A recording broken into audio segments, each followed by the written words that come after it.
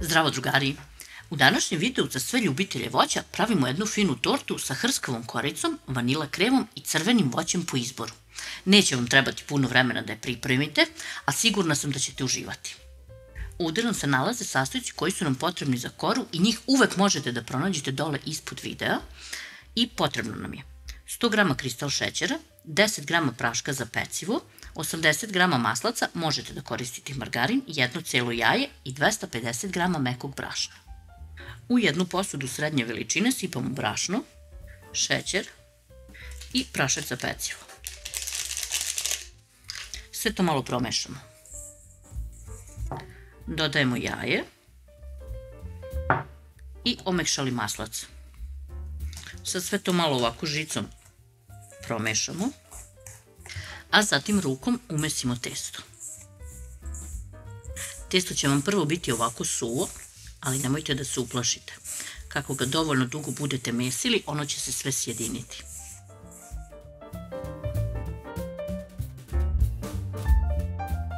Kada je testo skoro umešano, izvadimo ga na radnu površinu i dodatno ga malo premesimo.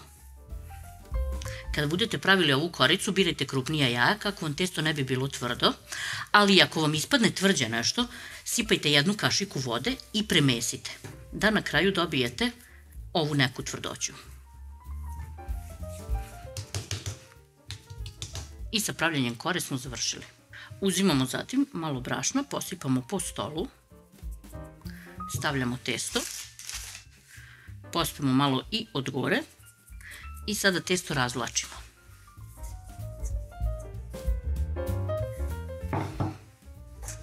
Potreban vam je kalup prečnika 26 cm i sada merite da vam testo bude veće od kalupa. Ja ću ga razvući još malo. Ako vam testo bude pucalo, ništa strašno, sve ćete prstima polepiti, nemojte da se uplašite. Pošto razvučemo testo, namotamo ga na oklagiju. Stavimo kalup i sad bi testo trebali da odmotamo. Ako vam pukne, opet vam kažem, nemojte da se nervirate.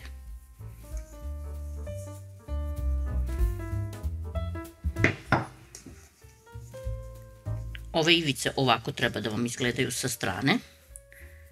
Tamo gde vam pukne, samo ivicu vratite i zalepite.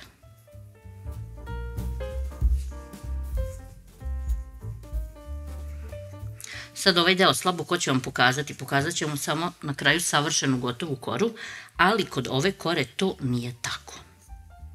Svaki ovaj deo skoro treba da se zalepi. Ako budete mislili da će vam se kora zalepiti za pleh, slobodno ga prvo pouljite. Da poravnate ove ivice, uzmete ovako sekač za picu i sve ove gornje delove odsečete i sa ovim gornjim delovima popunite eventualno neke rupice ili neke neravnine. Ovako pripremljenu koru nosimo sada u frižider dok mi pripremimo fil. Za fil kuvamo klasičnu puding od vanile. Treba nam 8 do 10 kašika šećera, zavisi koliko slatko volite.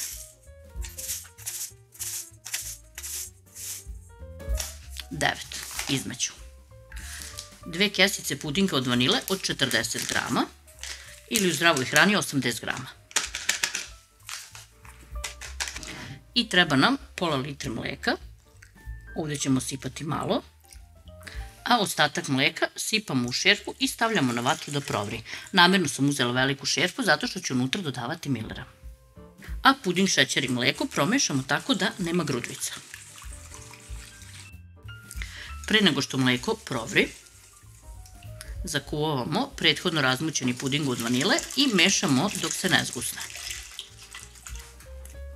Kada nam se puding zgusnuo, skidamo ga sa vatre.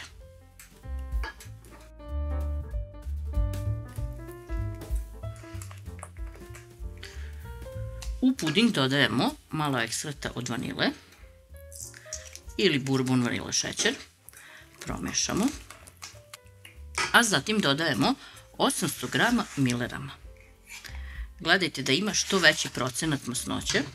Ako nađete onaj od 30%, taj bi bio najbolje.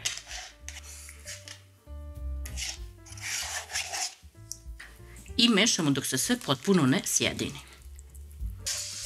Kad završimo mešanje, uključimo rernu da nam se zagreva na 170 stepeni.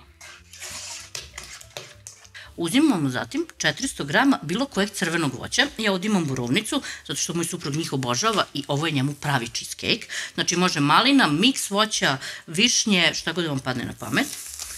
I sad ću ja to da pospem jednom kašikom šećera i jednom kašikom skroba. Gustin ili ni šesta, kako ko zove. I sve promešam. Gustin sam dodala kako onaj sok koji budu pustile borovnice ne ode mi na ovaj puding od vanile, nego fino se napravi onaj kremić. Kremić žele. Znate što sam htjela reći. Kalup smo izvadili iz frižidera i sad istresamo ceo ovaj fil od vanile.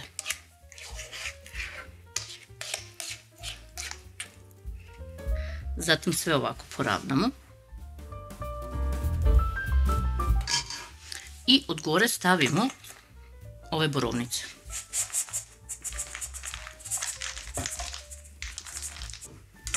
Rukom popravimo ako ima negde neka rupica.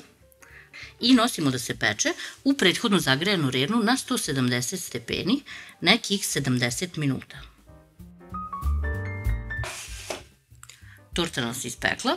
Ostavljamo je da se ohladi do sobne temperature. Uzimamo 10 g želatina i mešamo sa 4 kašike hladne vode. Promešamo i ostavljamo 5 do 10 minuta da odstoji. Kada je želatin ovako nabubrio, uzmemo jednu drugu posudicu, sipamo vrele vode i pustimo posudu. Malo nam je voda iscurilo, ništa strašno. Ostavimo ovako malo da odstoji, da želatin krene da se otapa, pa ćemo promešati. Dodajemo 200 ml bilo kojeg crvenog soka. Ja dodajem od borovnice zato što su meni borovnice. Možete jagoda, višnja, miks crvenog voća, apsolutno koji god želite. Sad ćemo lagano da prelivamo ovo voće. Umesto želatina možete da uzmete i preliv za kolače u boji ili bezbojni i da ga pomešate sa sokom. Pošto prelijemo, nosimo tortu u frižider da stoji sigurno neki 5-6 sati, a najbolje bi bilo preko noći.